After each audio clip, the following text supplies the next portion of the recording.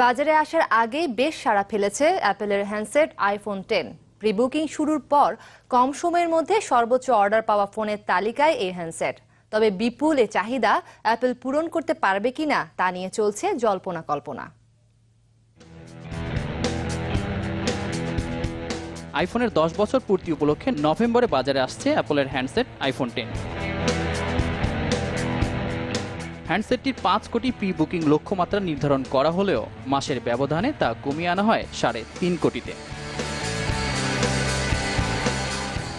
ইশারায় lock unlock, তারবিহীন charger সহ নানা চমক থাকায় প্রি বুকিংয়ে ব্যাপক সাড়া ফেলেছে আইফোন 10।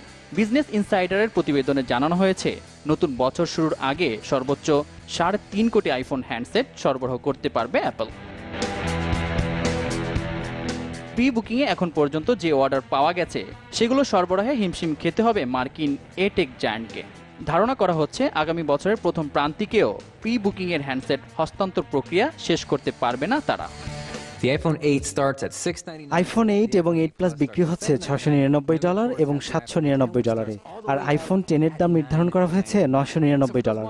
দামের পার্থক্য খুব বেশি নয়, তাই আইফোন 10 এর দিকেই ছুটছে সবাই।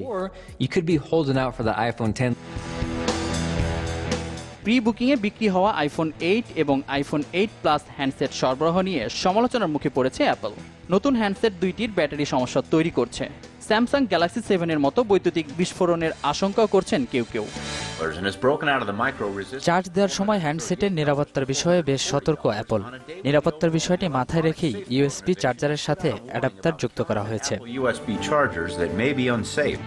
নতুন হ্যান্ডসেটের ব্যাটারি নিয়ে সমালোচনা হলেও আইফোন 10 এর প্রি বুকিং কি পরিস্থিতি হতে পারে তা নিয়ে সংশয় কাটছে না। Desk report, channel 24।